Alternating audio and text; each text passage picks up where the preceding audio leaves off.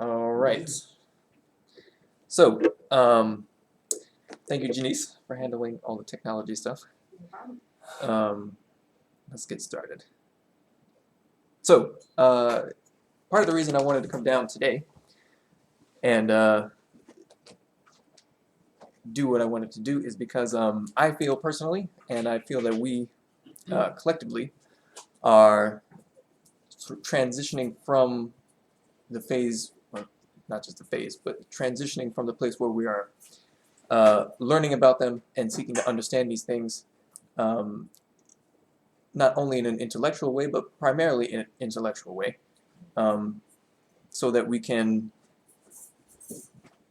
make contact with the deeper parts of ourselves that will allow us to not only understand it intellectually, but also interface with the reality of what it is we are learning about in here. So the reason I wanted to come down and do this is because I believe we are moving to a place, and not just this group of people in this room, but the planet and the earth as a whole, where we will begin to be able to do these things we are talking about, to actually have the reality of what these experiences are in our day-to-day experiences.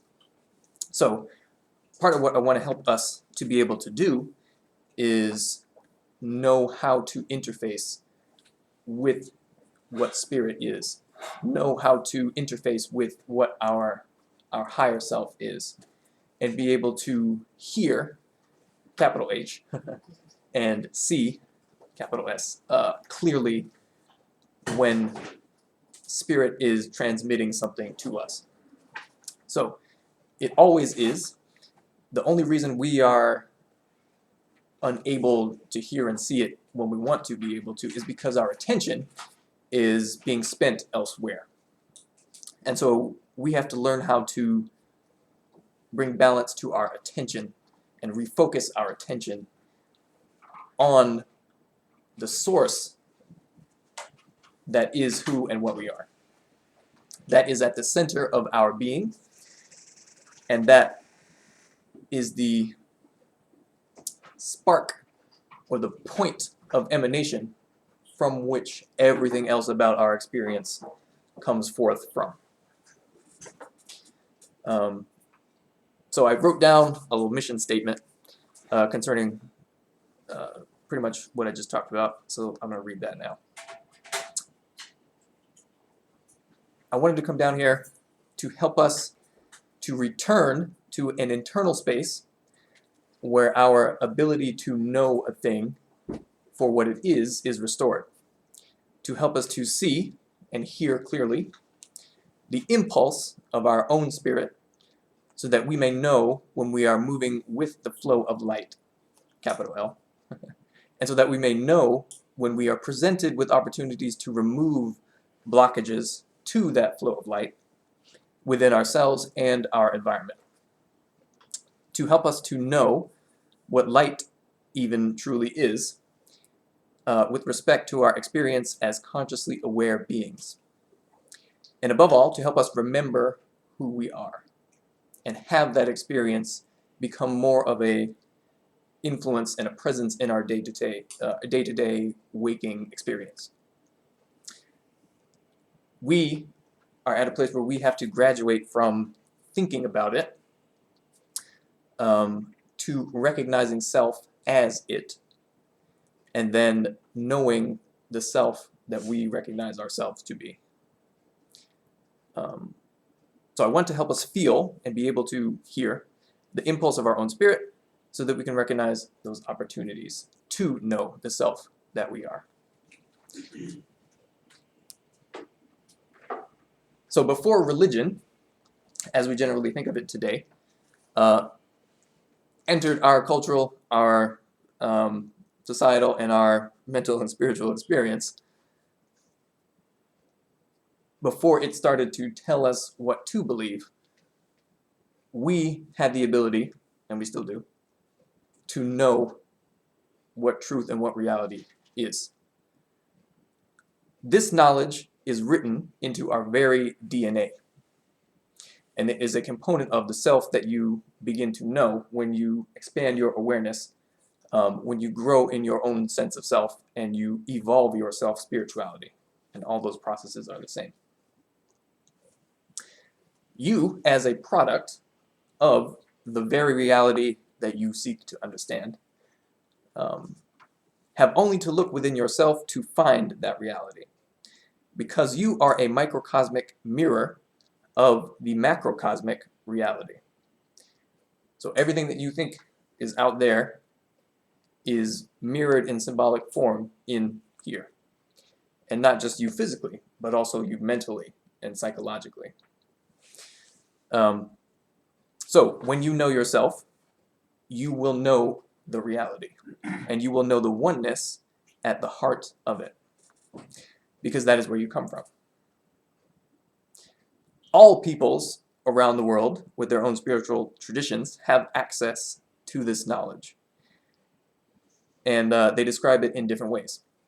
So before religion came and told you, basically, no, that's wrong, this is right, that's wrong, this is right, this same knowledge was translated through cultures and individuals all across the planet. And although it may appear different outwardly, inwardly it is the same. And so we are seeking to find our own paths back to that same source from wherever we had ended up after this process of coming here to the physical experience. There are many paths back to the one source that differ in terms of cultural expression and personality. And that is because infinite being must express itself in an infinity of ways. And so if the creator, or the being of the creator, is infinite, the way in which that creator or that being expresses itself into what we would think of as reality requires that it do so in an infinity of ways. So that's why we are one planet, one galaxy amongst a literal infinity. So when we begin to know the self that we are, we will begin to feel for how we are connected to that infinity. And we will begin to understand how it is that when we look inside ourselves, we see the things that appear to be on the outside of ourselves. And this is how various ancient cultures across the entire planet already knew about the existence of other people elsewhere in the universe, as well as in other layers or dimensions of reality. And I'm going to talk about some of that as well. So there are many books that tell variations of this cosmic story that we are all a part of. Obviously the one we know the best, or the collection of books that we know the best, is the Bible. But in order to even begin to understand what that is, in order for any book to have any real relevance to you, you have to step away from that book. First and foremost, we must be able to hear the still small voice at the center of our own being. And once we do that, then we can go and re-engage those texts in order to connect to the reality of what they were trying to connect us to. So that's why I wanted to come down. I'm going to get into a lot of different stuff, but that is the main thrust of the reason that I wanted to be here, to help us to know how to do this stuff.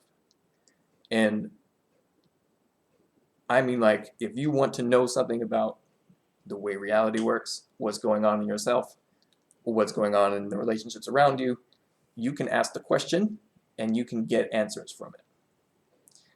But you have to know the language that those answers are given to you in. So we know, So you're saying once we get in touch with that place inside of us, then anything we hear, come in contact with, experience, we ultimately know the truth of it. we do. But while our attention is focused on the things that occupy our intellect, and while our attention is focused on what appears to be the external world, it is very difficult to intuitively connect with the truth or the reality of what that thing, quote unquote, is. So we have to learn how to see behind the thing that we are seeing in front of us. By which I mean we have to like in Star Wars when they're training the Jedi, right? We have to stretch out with our feelings because the majority of who and what you are is not physical, and the majority of your ability to experience and interface with reality is not physical. And so when we evolve ourselves spiritually, that's what we're doing. We're reincorporating those parts of ourselves that we have diverted our attention away from. And when we begin to do that, we do it in steps. And we have to, as I said before, learn the language that those parts of ourselves speak in. So for example, if you want to get an answer to a question, and I'll give you an example of this in my own experience. It happened not too long ago.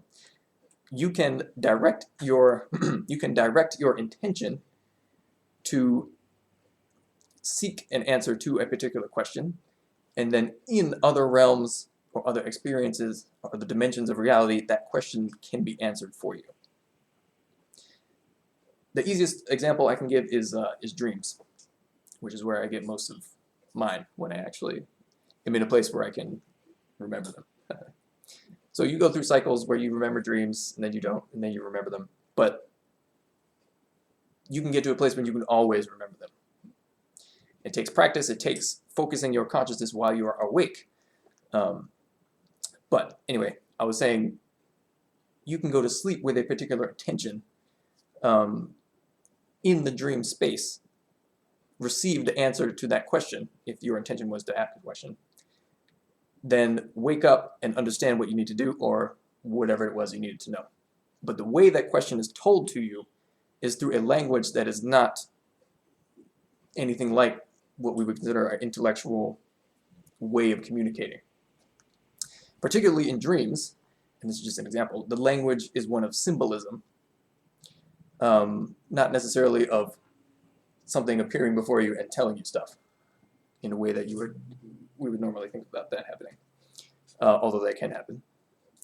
But so you have to interpret the answer. You do, to the extent that you don't already know yourself, if that makes sense. But you do have to interpret the answer. It will be much easier if you already know, if you're already connected to the experience of what those symbols are trying to tell you about yourself. So obviously dreams can be very, very confusing, very strange, and that requires more interpretation in the way that we think about it because we don't understand what those symbols are symbolizing about our own conscious experience. And so when we expand our awareness of our own conscious experience and sort of the things that make us up as beings psychologically, emotionally, mentally, and know how to listen for the way that those experiences move subtly within us, then we can correctly identify which symbol is resonating with what, if that makes sense. You mentioned the people of antiquity being able to relate to peoples up around the earth and over the universe, actually. The books that have been written or these symbols that have been brought from that age are useful in terms of making efforts to interpret the dreams that we have to bring about an understanding, which in a sense teaches us that language. Is that That makes a lot of sense. okay? So some of the symbols are universal, not just unique to me. Well, that's what I'm talking about. It's like it's 1,000 symbols in Revelation, and all of them are prevalent in all cultures. Yeah. In every culture that I've seen, these symbols are interpreted pretty much the same way, even though they may be presented different.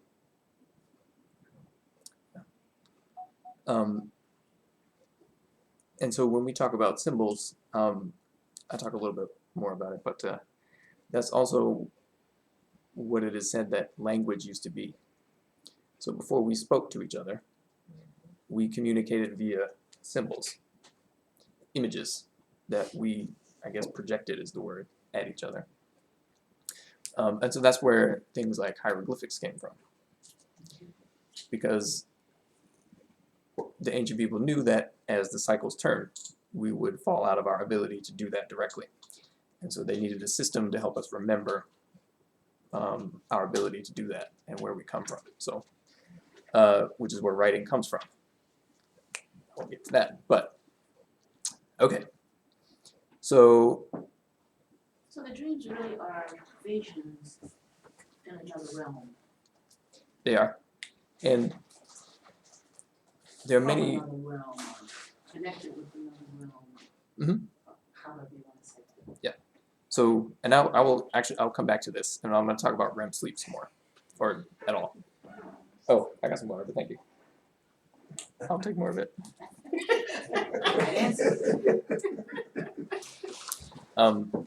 Yeah, so dreams, and that's a very good example, I think, because it's something that we deal with on a pretty regular basis. And it is something that is directly the result of us having experience in other realms, of us having experience with parts of ourselves that exist in other planes or densities of this reality that we don't normally have an awareness of. And so when we can get to the point where we consciously, sort of during our waking state, learn how to set ourselves on a trajectory to notice certain things about our internal experience, we can understand our dreams better, dream more clearly, and then eventually, even when in our conscious state, have access to those same types of realms. I don't want to slow you down. I guess I'm fascinated by something you said. You talked about having a desire to know something or get an answer to something. And so you are, in a sense, inviting that to come to you in your dreams. Talk more about that a little bit. Yep. So when you set the direction of your intention while you are awake, you are seeding something from your conscious, what we normally think of as conscious mind, into your subconscious. And it is the subconscious part of you that basically determines whether or not you experience any of this stuff. Because I need to talk about that. Because the subconscious part of yourself is what filters all of the information, all of the light that's coming into our experience. It gets filtered through the subconscious. And so it either cuts it off or it allows it into our more conscious experience. So when we set the direction of our intention, we ask a question before we go to sleep. That question gets put into the mental space of the subconscious, which is basically where we go when we dream or during certain stages of the sleep process. And so then depending on how strongly that intention or that question resonates with you, that's what you will ask, and that's what you will go towards while you are sleeping. You will go seek out that answer, or rather, as you said, it will seek you out. But it depends on the strength of your ability to put things in your subconscious and overcome or quiet all the rest of the noise that's in there. So I remember I had a dream, it was a long time ago, but I was taken through all these different layers. So the beginning of the dream, I was in a house. I was in the upper room of a house. I was looking down on other people in the house, and they were doing normal things, and I was like, I could feel my attention was going elsewhere, and so I wanted to know something. Immediately, I appeared in very, very, very deep water. Like I was suspended in the ocean or something, so that I couldn't see the surface, couldn't see anything. But I got afraid. So I wanted to leave. And so that I came back toward the surface, and there was a guy in a boat, and he was really annoyed about the fact that I was trying to get out of the water. And so he was like, fine, basically. And so he started taking me back towards my normal awake state. And that was represented by the water getting shallower. And I was going through different chambers underwater. Now one of them, it was like the ocean, and I was going through a canyon in the ocean, And then I was getting closer and closer to when I was waking up. One of them was like a pool, one of those inflatable pools you can put in your backyard, and it was full of junk. So like toys, papers, just junk. And I knew that that was what I needed to clear out of my subconscious, because there are levels and levels deeper. They're all part of your subconscious, but what we normally think of in our waking state, like we are awake and are focusing on stuff, but we're playing a song in our heads, thinking about 15 things that we got to do like next week. That's the pool of junk. And so right after the pool of junk was a smaller pool, and it was clear.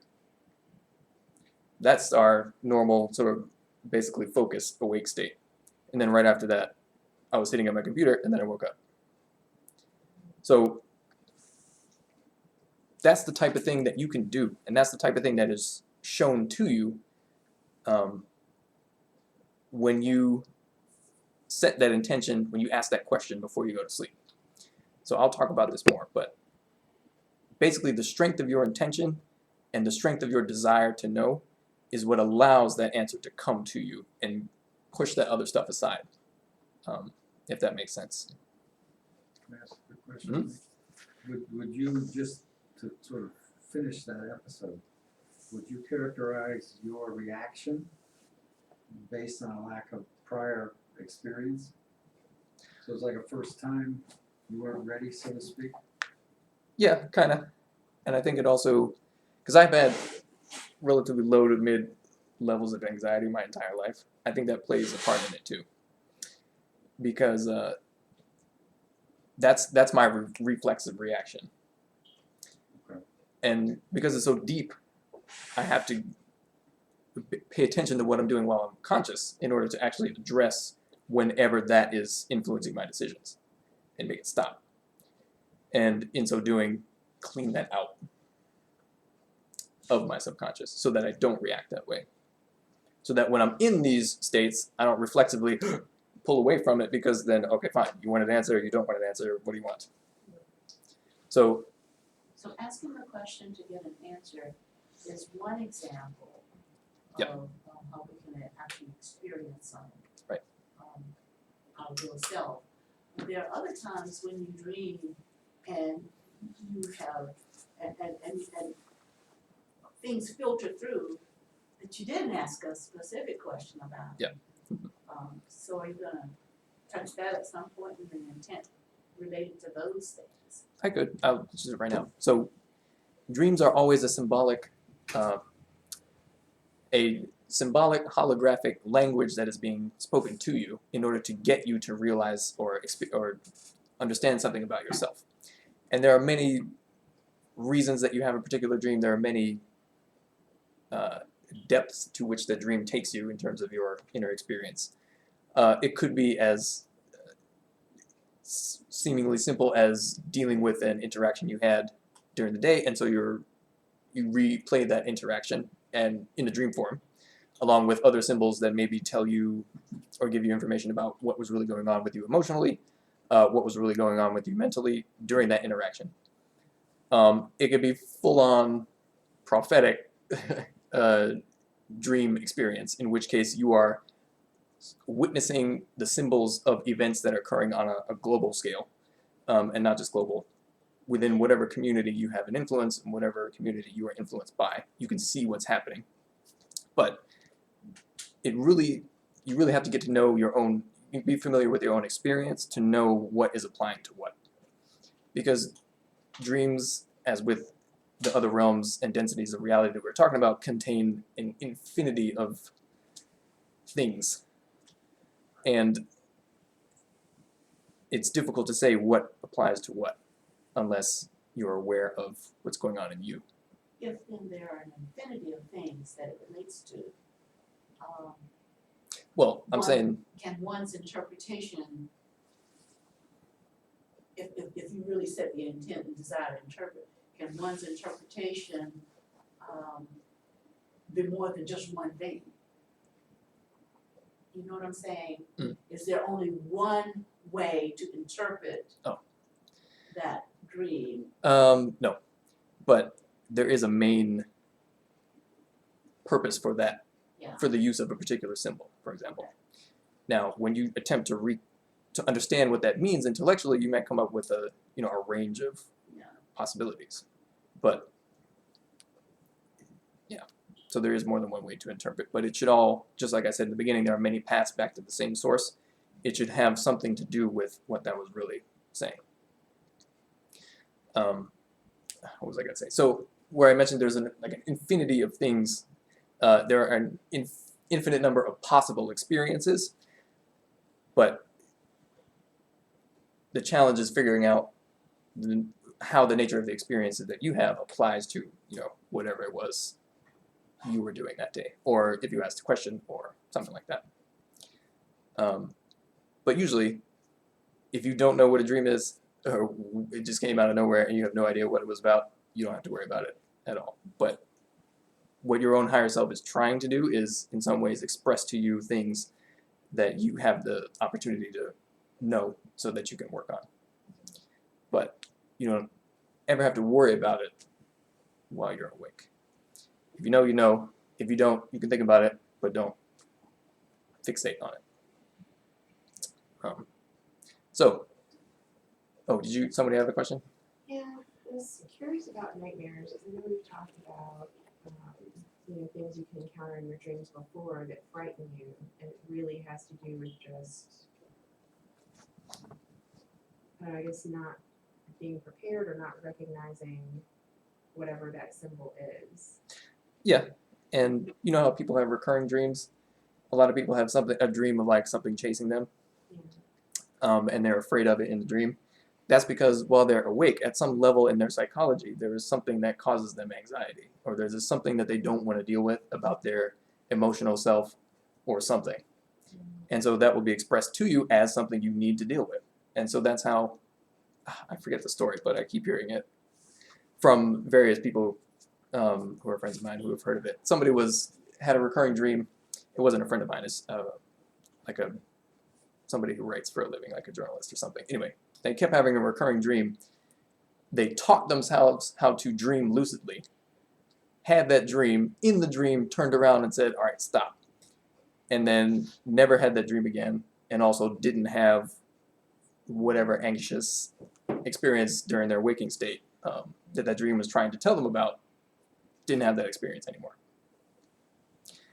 So that's, I think, a good example. But anyway, so I wanted to get into all the stuff about dreams anyway, because that is something that is a component of our experience that is directly related to our responsibility and our ability to know who and what we are. And it is directly related to our ability to hear, which is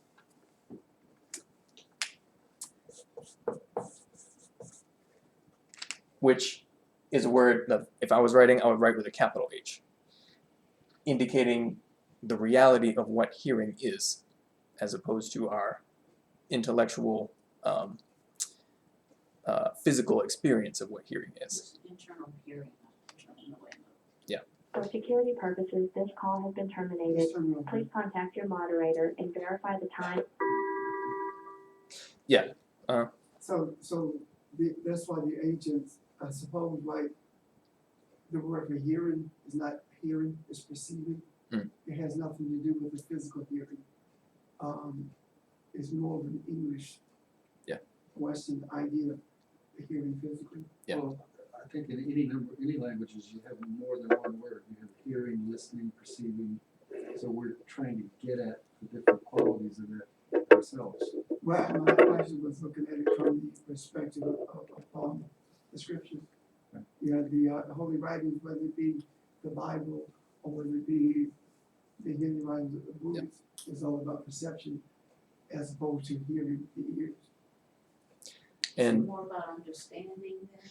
so it's like, I'm going to talk about it, but it's like interfacing with a vibration. A vibration is movement.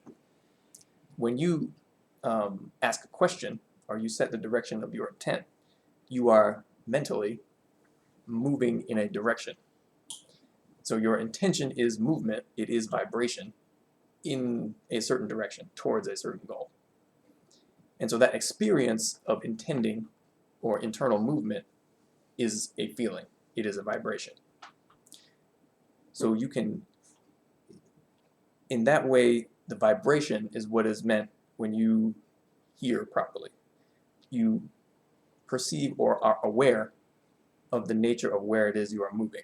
So what you are feeling and how that feeling translates into your experience. Will you talk some today, so, I mean, because the part that I'm connecting with is, translates to one of a better way to ask the question, into any learned discipline, technique, or practice to help you. I mean, it's such an easy phrase to say, set the direction of your intent. And we focus maybe on intent when we ought to be thinking more about setting the direction or something. I have a sense that it's too early for me to be worrying about whether I'm going to understand symbols, because I don't necessarily have internalized a practice or Right. ability to get to that place. Right. I'm more trusting in having just said that, even at the moment, that the symbols will be self-revealing. But if I don't get there, it's moot, right? I'm going to be playing with, and you go to other people who interpret your dreams, but you want to be able to do it yourself. So if you're going to talk about that exercise, discipline, technique, and again, understanding from my own experiences that the purpose of technique is to get you to a certain place where then you don't need the technique anymore. Yep. But it's to get you to that skill level, if you want to call it that. All right, so if that's where you're going to go sometime. Yeah, I will. And yeah, the dream stuff is a good example, but really I want to focus on how you get there, which is what I will get to. Perhaps Mhm. hearing again, you kind of fascinated me with something you said. I guess how I see it is sometimes I sit in here and I listen to things, and if you say, "Do you understand?" I say, "Yeah," but I couldn't come back and tell you what I heard. Yeah. You know, but I feel it, I internalize it. That's more what you're talking about, right? Because you mentioned feeling. Mhm. It's not necessarily something when you come to a place of understanding. It's always going to be that open to you, that you're just aware of it. You may not still understand it all, but it vibrates with you. It's in you. Yes. And you know you agree with it. Right. But you may not know why. Right. And what I hope to be able to help us learn how to do is, so that experience goes into, you could say it like a reservoir of experience. And then you can go into that reservoir and translate back out anything that you need. So, and that's kind of how memory works, actually. It makes an impression. You have to go read the impression and then translate it out into words or whatever. So when I teach up here even, my goal is not necessarily to remember stuff. My goal is to put myself in the place where I can feel what I need to say. Then I don't have to remember it. I just have to make sure that I'm translating properly. So even when we hear, all the stuff we talk about in here, what it does is it resonates, as you said, with something in you. And that resonation is a vibration. It is a movement. So when you hear it, it's like it's moving in, and it's being seeded from your conscious into subconscious. If you want to translate it out and learn how to master your ability to do that, then you have to be able to go both ways. So hearing and seeing clearly is, while you are in a conscious state or while you're awake, is learning how to find that still point and learning how to quiet noise that distracts us from our ability to hear and see, which is our ability to interface with the vibration, which is our ability to feel the subtle qualities of what is going on inside of us. Because even every time when you speak words,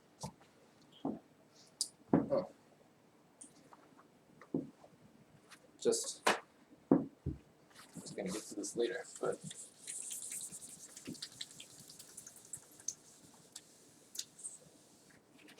so when you speak words, draw a little. That's a person. When you speak words, how is it that you know what words to speak? before you have actually thought them. The things you think start as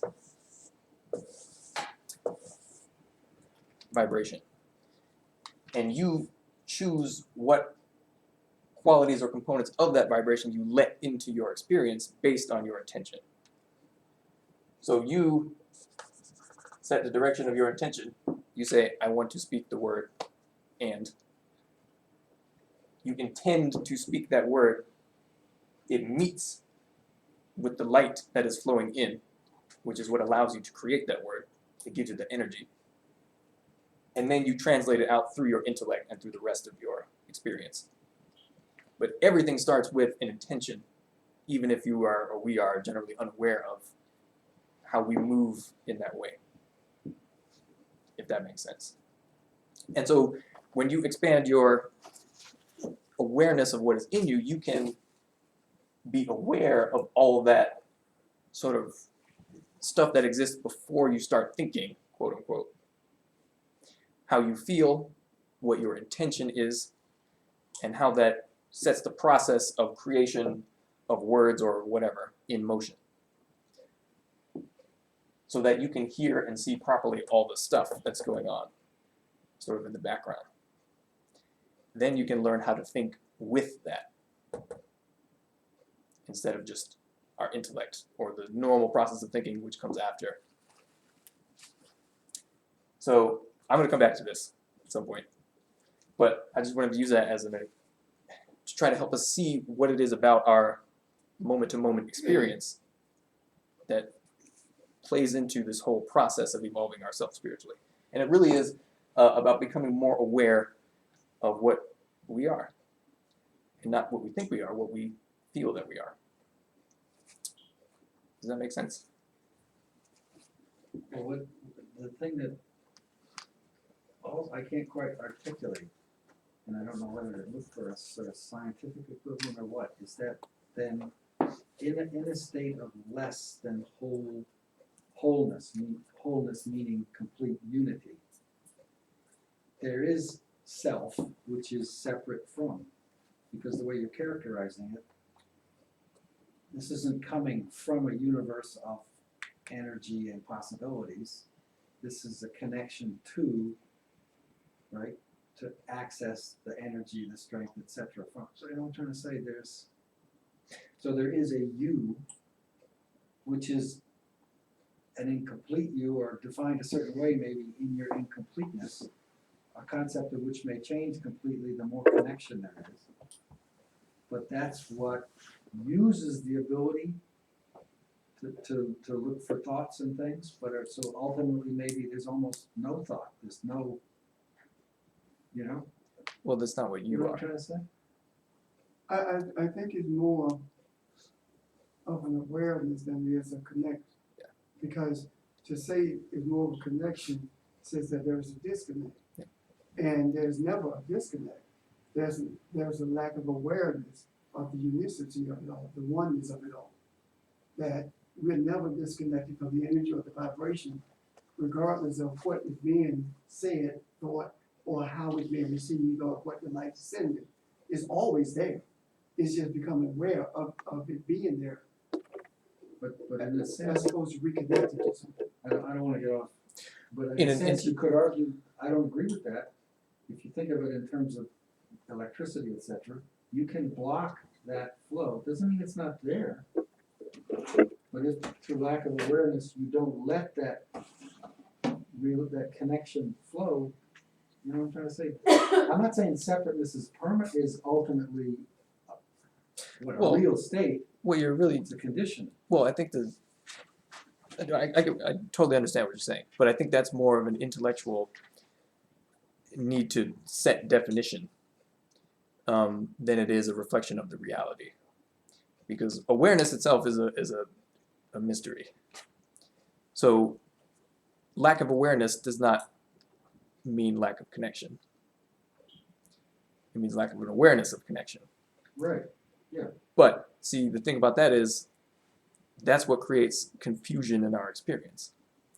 But that also creates the sense of the need for definition, for et cetera, which maybe sort of dissipates the more the awareness of their connection is realized. I'm saying at the end of the day, Yeah. you go to your Zen master and he has no words. If anything, he's trying to get you to wake up to an action.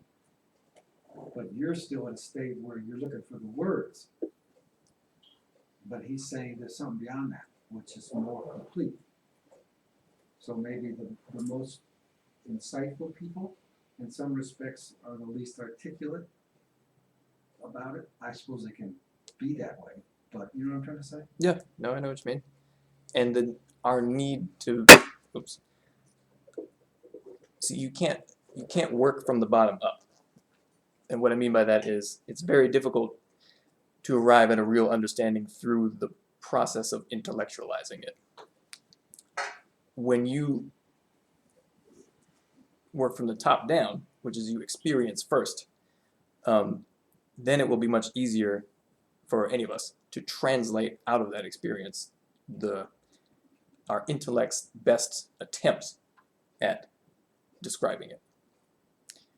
But if you're trying to go the other way, you will hit a wall. Like your intellect exists within a very confined space mentally because it only works within a particular realm of our experience. And that's not to say that it doesn't factor in other realms of reality. It's just that it is a tool and it does certain things.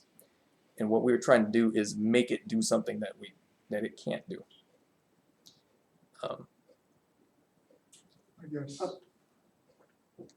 And so also we are addicted to that process. Or make it do something it was not intended to do.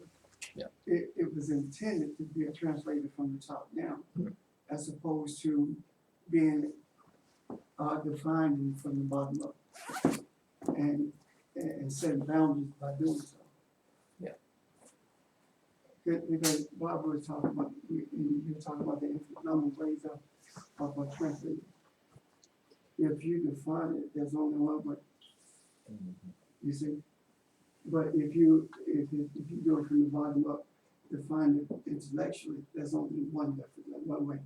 But if you do it from the top down, the intellect becomes more of an expression as opposed to a defined development. Does that make sense?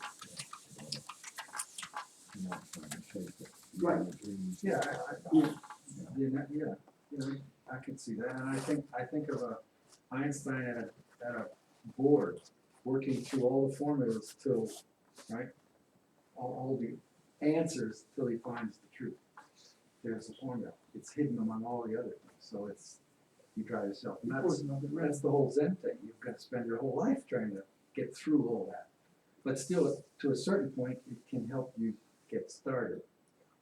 Yeah. Because I'm not 1 year old, even if I'm trying to get back in a sense to being 1 year old. Be born, for the first time, be born, whatever that.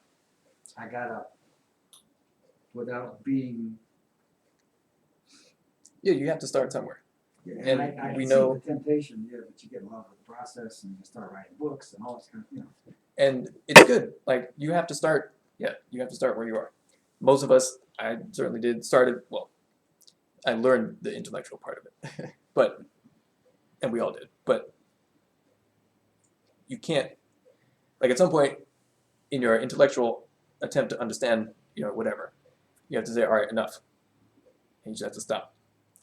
Otherwise, if you get caught up in that process, or you get confused by all the details that ultimately are more confusing than they should be, only to our intellects, I think that's then you, the germ of truth in the folk saying of ignorance is bliss. Doesn't mean it. I tell you what I see. It means Right. not overintellectual. When you were talking, I guess I was thinking of the verse that says that he blew into man's face and he became a living soul. Mhm. And we talked about this before, air, breath, spirit, all of that being the same. It's all energy. So I see this as another layer of that. You can, it combines with your feelings and emotions, and that's the way you can kind of take strands of this and make it into intellect if you want to do the separation. But if you recognize that breath, what it truly is, the energy that it is, the vibration, the waves, the rhythm that it connects you to everything. Mhm. So turning it intellectual or whatever we do when we try to shape and mold it, you know, it takes away from what it's truly designed to be. And it really kind of puts you in a box, Mhm. you know.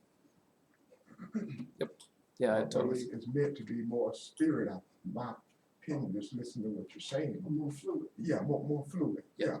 yeah. And it's also based on what you're saying, you know, the answer coming to you is more of a universal thing than just for Ron, you know? So the answer that you seek Yeah.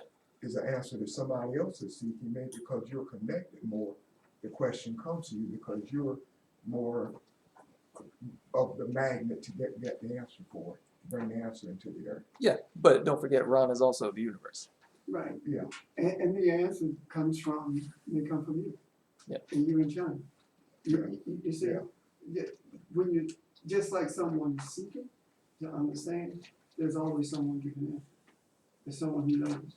Someone who's in contact with that reservoir who has already pulled that out. And that's what I'm trying, I guess when I started something, I'm seeing it from the top, is Right. what I'm saying. It all comes from a place you're not aware of, a Yep. mysterious place. And that's what you were talking about, we were talking about earlier when you first started, about the way we communicated in the beginning, symbols from the eye, the energy from the eye. What you just said also makes me think, so there really, ultimately, there's always balance. It's just our perception, which is creates a blockage that creates the perception of imbalance. Which is selfish. Well, that's the why and wherefore. I mean, ego has a place, but, you know, it's not the dominant. Yeah, let's It's trying to protect you, but continue with that. You don't let it go too far. That's something like that. Or you can't get out of the box. Well, that's how and that's, you recognize that and you transcend that eventually when you access those other parts. Okay, part one. Let's actually get started. We did start, but Janice, can I have the first Yeah. photo, which is, nobody on Skype can see it, I don't think, but it is the, oh, okay. Oh, that's cool. It is the Tree of Life and the Chakra system. Wherever that shows up. Oh, are there any questions? Hi, how are you? Hi. Thank you for coming. Are you good? Are people good? Like, are we lost yet? Not yet? No. Okay. Well, sorry. Because we weren't lost before. I'm back to hearing. I'm just kidding. And We'll be theoretically, good. hearing is not only, it can also mean obey, which means that the only way that you show that you understood or that you heard is to act on it, is to move, Mhm. It's not a mental exercise, it's more than that. It is a It's putting it, making whatever is heard, that vibrated, that resonated with you, a part of your resonance. if that is what you're directed to do, yeah. A part of the expressive you. You live it as opposed to just hearing it. Yeah. And that's the difference between from the bottom up, the intellect, knowing it, regurgitating it, and not becoming it or aware of it. Top down, not only does it resonate, versus who you are. Becomes part of your essence, so, Right. so you don't have to think about Right. doing this, it's you. It's just you. So if you really hear, there's no separation between, there's no notion of hearing and acting. It's all one Absolutely. continuum, or whatever you want to call it. So the flow of light is not It's- If you disturbed. hear it and go in the Disturbed. direction of understanding or something, maybe now you're getting into a box of, right? Yeah, Okay. it's like the Aramaic thing, it is what, the inside and the outside are like what's manifested is what's in. So I suppose another way you play at it is knowing the truth of it moves you. And that's where the expression comes from. You can't know it and not be moved. Right? Right. Okay. Which is why if you do this, you at some point you will teach. Good Lord. At some point you will teach. In whatever capacity you are moved to. That's in the closet first. Let me write something on the board just so I don't have to. I want to look at a verse, Proverbs 2:6.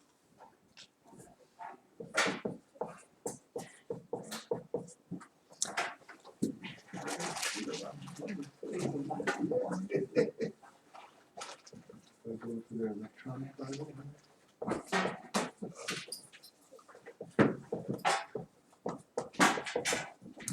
And Proverbs.com.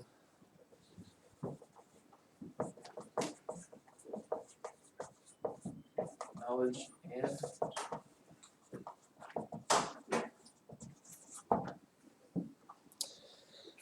there we go.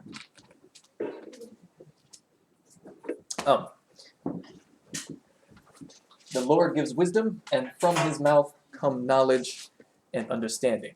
So because I started this talk out with us knowing ourselves and us growing in awareness of what makes us up, that's where we connect with what knowledge is and where that fits into our experience as that experience is described by the geometry of the Tree of Life diagram.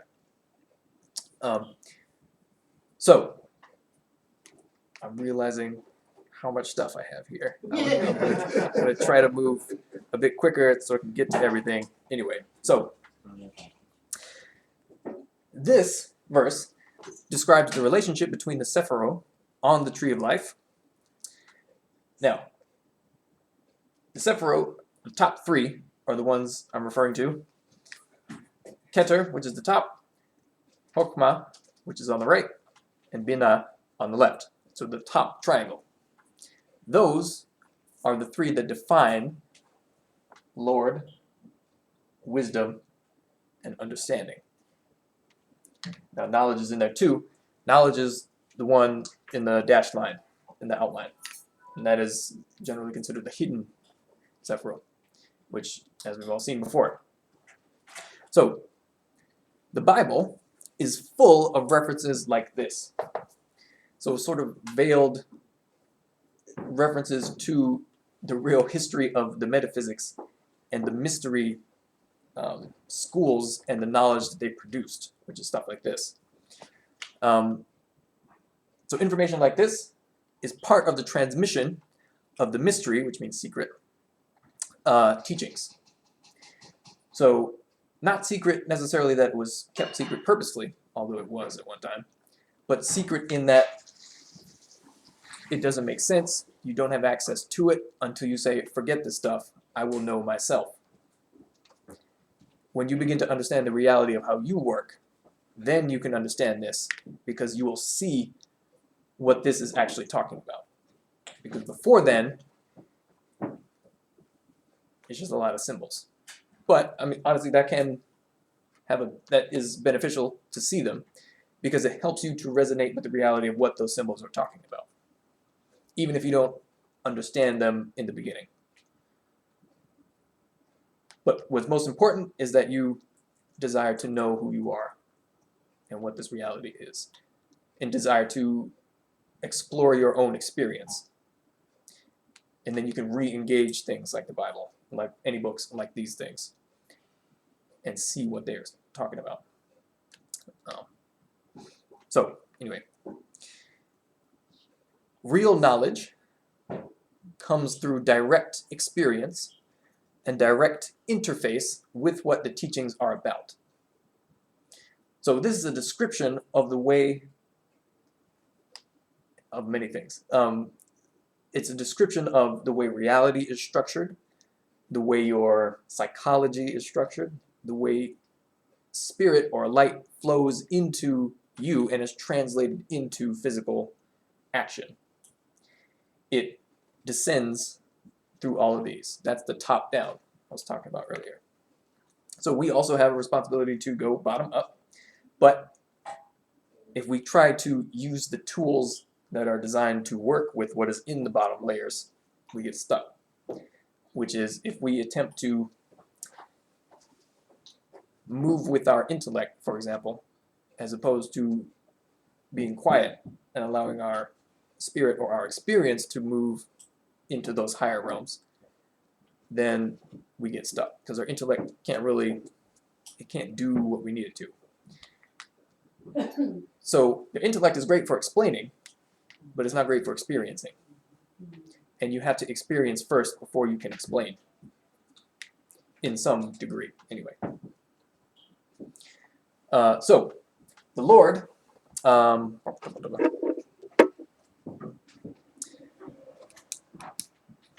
so Lord obviously is what they use to stand in for the name of the Creator at the very top, at the emanation point.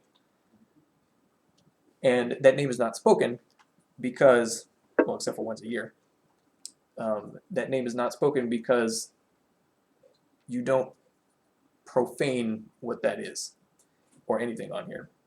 And really what that means is speak it in a state of ignorance.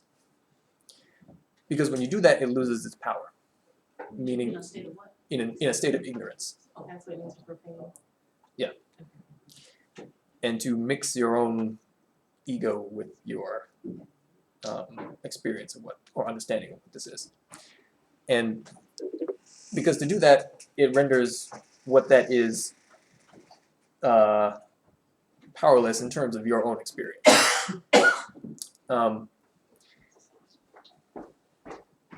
So way back when the Jewish priests would pronounce this name once a year, that was after a full year of purification and all that stuff, to get them back to the point where they could actually resonate with the reality of what this was talking about, in terms of what the letters mean, what that symbol means, and where that fits into our overall experience.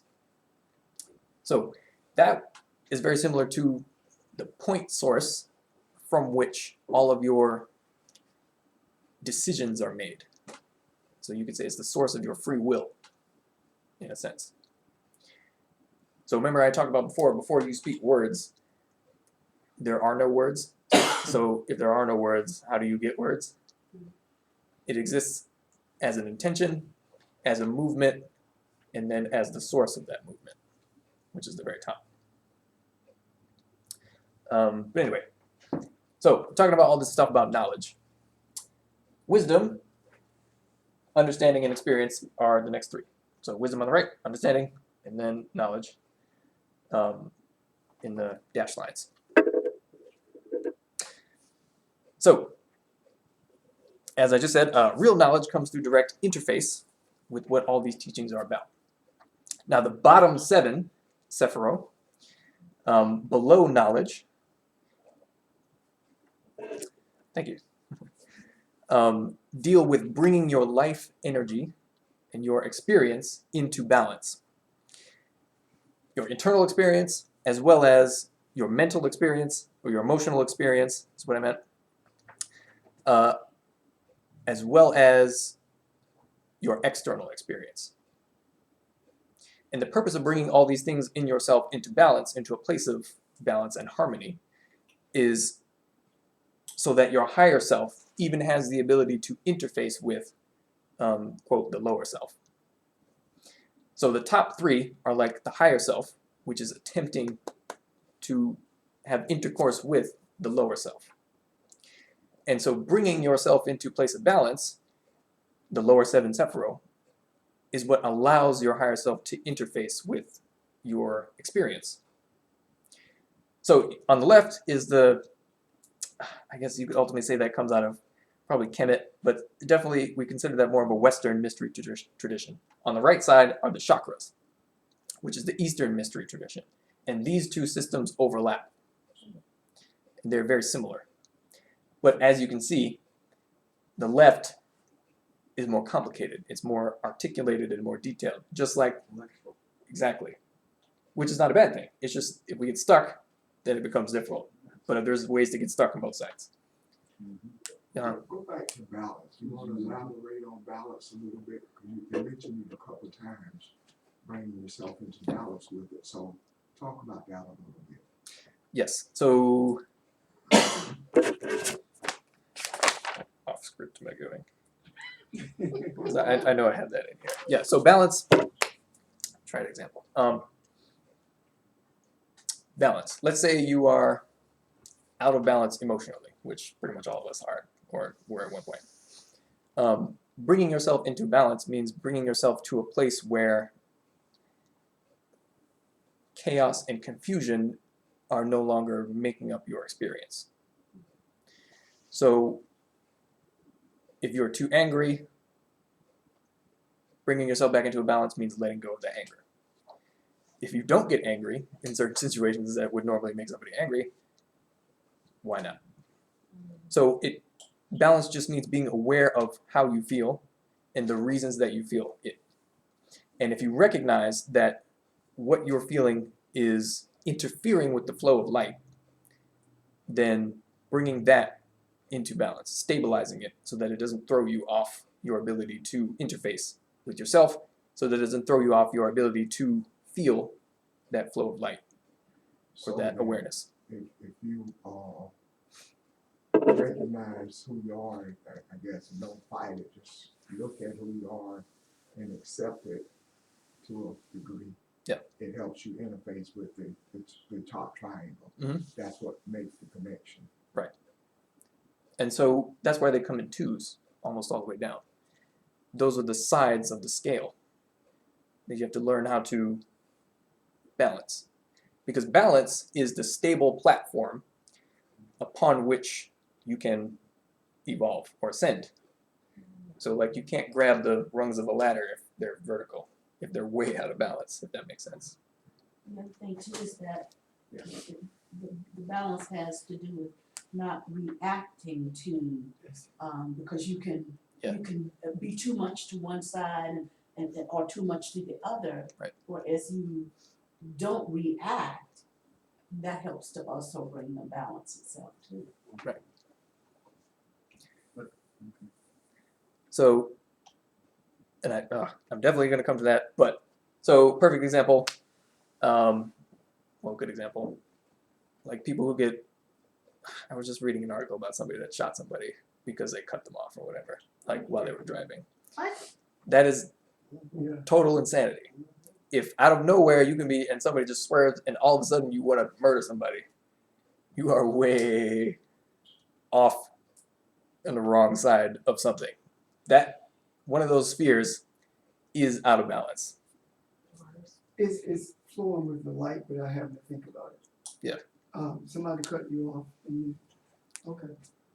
Like, so what? It's flowing, rather than having to say, well, I'm not gonna get upset about that. That means you're out of balance if you have to tell yourself that. You get to a place where you don't have to, you just respond as opposed to reacting. But if you are reacting the other way, then I guess that's why we tell ourselves, take that breath, give yourself that one moment to recognize it so that you can, Right.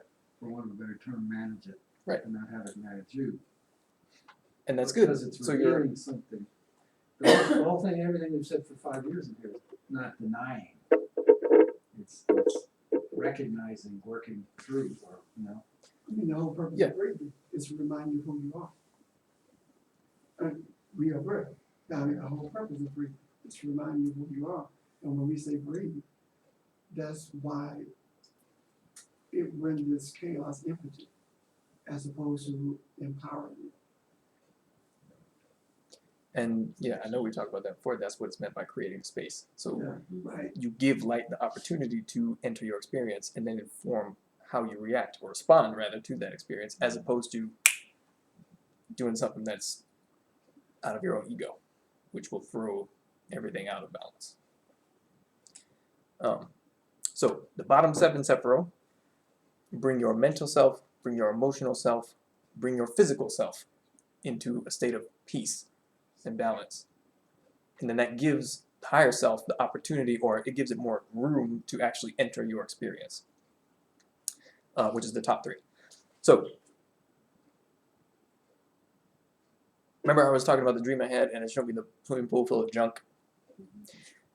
That was representative of part of the subconscious stuff that is causing me to react in certain ways out of nothing, with anger, with anxiety, or with fear, with whatever. All those things where you immediately default to a certain thing and that thing happens to be chaotic, that is junk. So what Pastor Richard was talking about, where it becomes natural, somebody cuts you off, what you default to is a state of balance, so that it becomes instinctive. Don't impede the flow of light by engaging a selfish or egotistical thing that is present in your subconscious. Just be quiet and listen for what is deeper than that. Like I'm going to put hear and see up on the board, because there is something deeper than that. There's something more fundamental than that, that is also, squeaking its little voice like, hey, hello.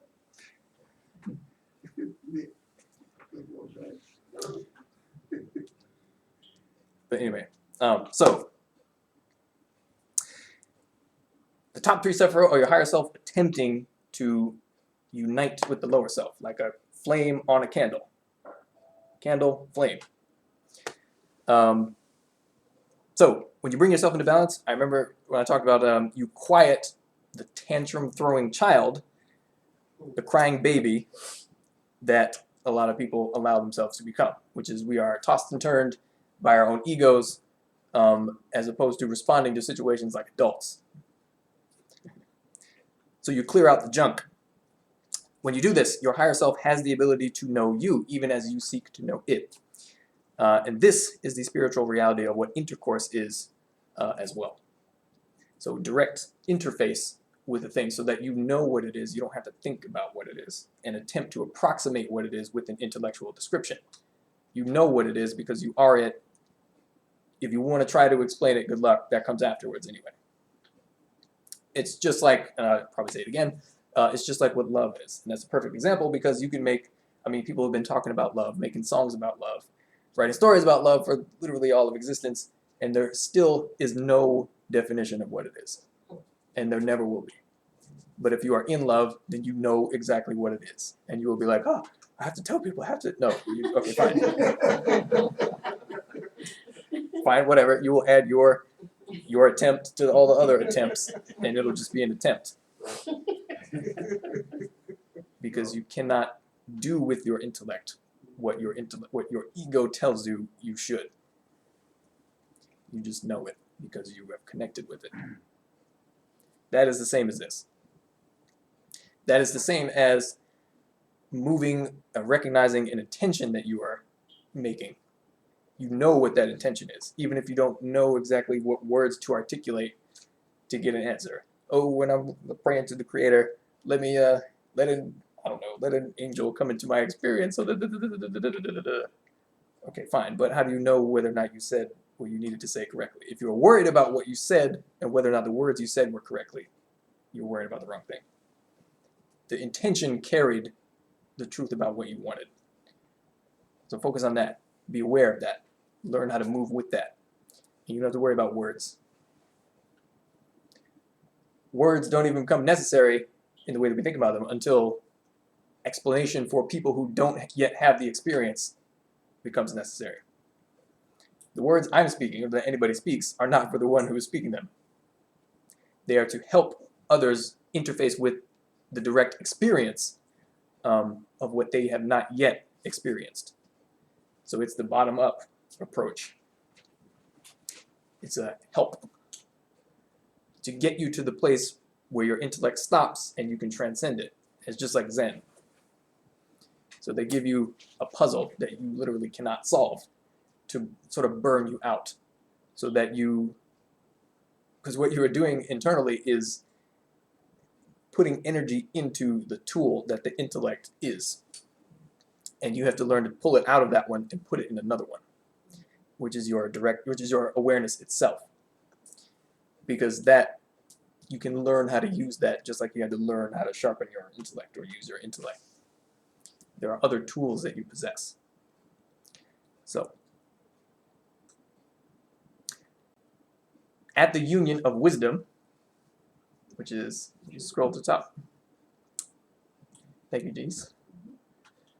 At the union of wisdom and understanding,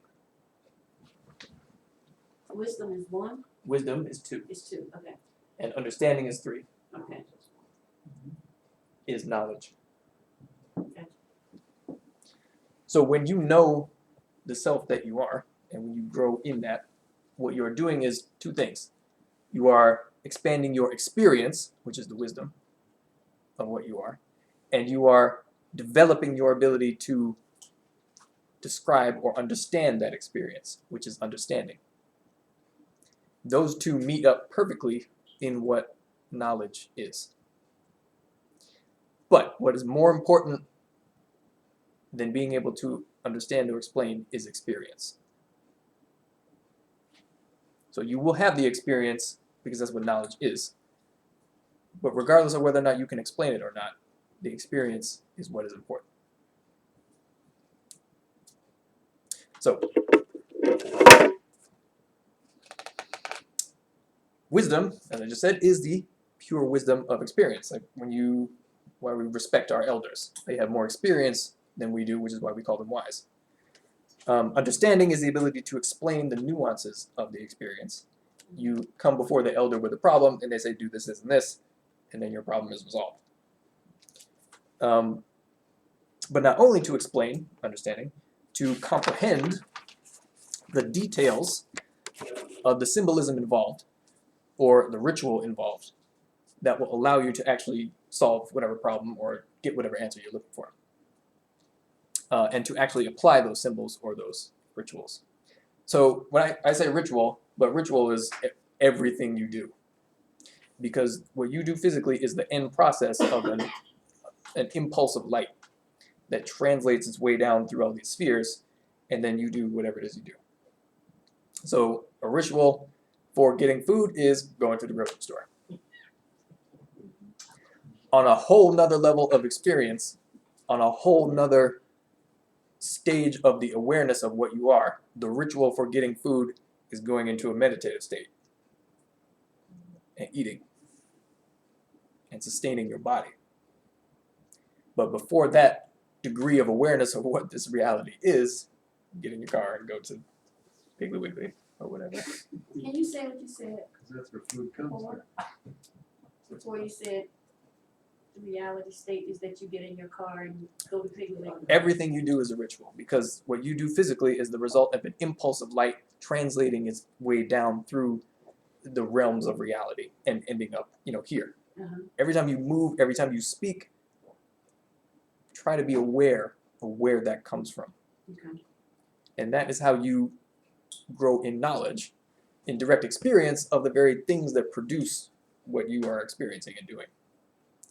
So that was it? Yeah, and it's amazing you saying that because when I walk on my breaks, and when I was walking, I'm like, I'm willing my body to move. And it, believe it or not, that was just all to me because you really don't think about it. And I'm like, okay, I'm doing this. Because you just get up and you just go, go, go. You are not aware of what you're doing. Yeah, You just do it unconsciously. yeah. We all do that in And I various ways. Yeah, and I said, if I can do that, just imagine what else I can become aware of and can do. So you know how to operate this body, just like you know how to drive a car. Right. Because that is where your attention is focused. Now imagine if your attention is focused on the other layers of reality, wherein you also have the ability to operate just as well as you have the ability to operate here. Now it doesn't feel the same because it's not the same thing, Right. but there are whole realms of experience waiting for us, or then sort of make their way into our experience occasionally, though we don't know they are. With an example of that being focused on the other realities, you mentioned love. When love breaks your heart, and the focus is on the other reality to heal that broken heart. Because there's something missing there. It is not a physical thing.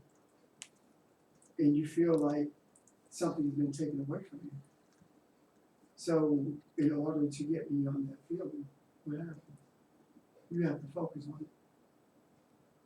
But if you focus on the negative side of it, you know, then it never changes. But all of it is experienced in your body. You feel it, but you can't explain it. You can't see it. Does that make sense? And you can focus on the negative side That's and we go into depression, which you can't see right. or feel either, so that's. It's chaos. Okay. No, I'm just, it's gonna sound provocative, and I don't mean it to be, but love can't break your heart. What kind of love are we talking about? We're not talking about what I think in religions you talk about a mature love. I don't. Well, Well, what saying, you're- that's what. How can you otherwise be a person who's spiritually awake and see somebody going through pain and know that they have to do that, and maybe you can help them as a, you know what I'm trying to. I'm talking about the human experience of love. Yeah, and it covers all of the sort of stages. Like when you're, I don't know, whatever, like a teenager, you're like, oh my God, my girlfriend or my boyfriend broke up with me, my life is over. That same thing. Yeah, What you're talking about Okay. is the sort of more mature spiritual love. Like, well, we're not Well, necessarily emotional, in but our you're, language, in our culture, we have one word for it. In other Yeah. more native ones, they have five. And even the Greeks, I mean, different kinds, Right. different degrees, different depths. Oh, I guess my point Well, I'm was, talking about eros. well, I guess I'm It's talking, very physical. what I meant, okay, but to me, that's a more superficial, And it's connected, but I was talking about if you get to the quote unquote real, and Yes. that's not where I was. there's no pain, no ugliness, no nothing. His intent was to talk about the arrows. Yeah, the eros and the whole idea of eros being superficial is relative. Is relative to the one who is experiencing it or not experiencing it. So I wanna go back to clarify something you said. You talked about the ability to comprehend details of symbols and rituals that you experience. Is that part of understanding as well? yes. Okay. So that's like you have a dream and you can feel what each symbol in that dream is actually resonating with you in terms of your experience. So you were angry, or you were afraid, or you were benevolent, or you were kind. How each of those things in your experience is expressed to you in the language of symbols, dream symbols. And you can go back through and intellectually understand all the different aspects of the dream, in reality know what they are connecting you to through now knowing and feeling. So and what's important about dreams is not necessarily the symbols, it's what they mean. So who's it talking? I didn't bring the book, but one of the books I like a lot, the one by the Native American chokecherry called Eagle, who wrote Inner Mysteries of the Native American Way, or the book is called Beyond the Lodge of the Sun. But anyway, he was talking about Beyond the Lodge of the Sun. Get that book. Beyond the what again? Beyond the Lodge of the Sun. The Lodge of the Sun, okay. Yes. But anyway. Sheldon's showing us a picture of Oh yeah, thank you, Sheldon. Why is it so tiny? must be, There we go. you know. Yep. Yeah. Thank you, Sheldon. Hey, tell mine, yellow, mine red. Oh, Pastor Richard said he got the real one.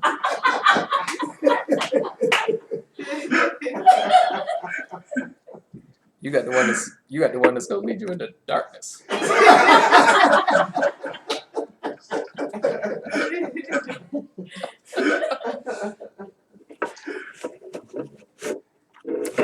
So yeah, yep.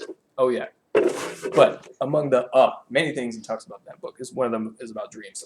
The content is not as important as what you're feeling, because everything you see as a symbol is a symbol of a resonant energy, and because it's the resonant energy that produces our actions or our thoughts or whatever. So that is what we have to learn how to interface with and get into balance. Our thoughts will correct themselves. But there is a sort of back and forth. Because, and that is, not get way ahead of myself, the reason you even have the ability to do back and forth, like the reason you even can go from the bottom up, if anyone's following that metaphor still, is because there is still a connection.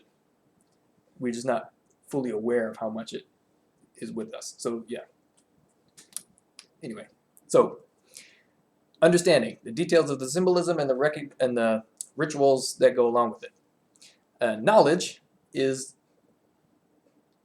the unity of these two aspects of our experience. It is unifying with that which you desire to know. It is directly experiencing it, and it is being able to understand it as a result of experiencing it. So, in terms of how reality is structured, the bottom 7 are where you get the 7 hells and the 7 heavens, if you've heard that before. Because at each one of those stages, there is something that you have to deal with in order to bring it into balance. So, it's the same with the chakras. So, Can I back up? yeah.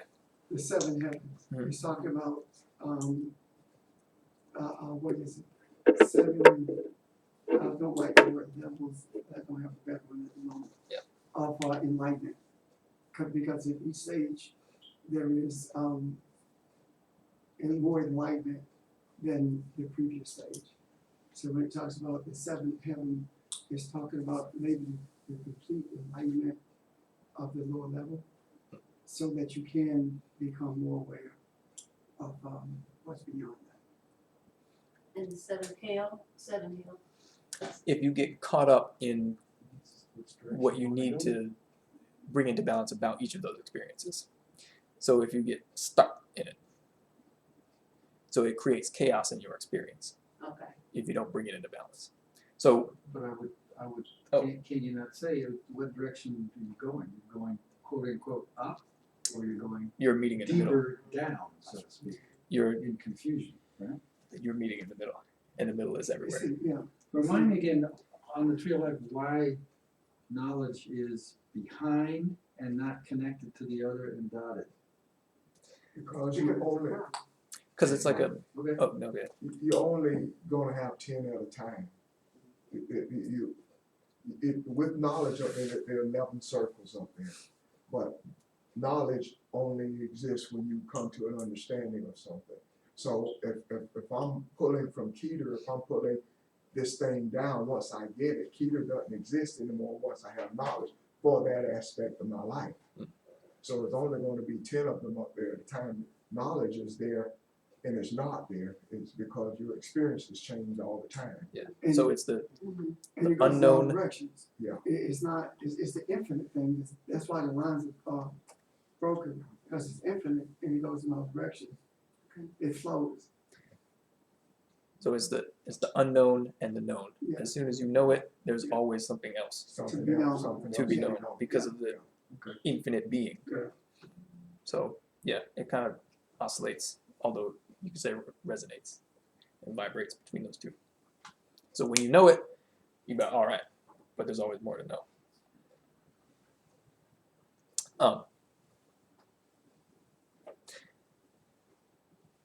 So an example of how these work, wisdom and understanding and knowledge. So you can drive a vehicle without knowing how it works. So you can have the experience or the wisdom of knowing how to operate a vehicle, and you can drive it and get where you need to go. But the more you know about how it works, or the more understanding you gain, the better you will be able to react or respond, rather, in certain circumstances that require you to operate that vehicle in certain ways. So you can drive it better when you understand how it works, but you can still get to where you need to go. That's why I always try to get you to drive stick shift. Yes, Useful skill. it is. I'd be happy to teach you.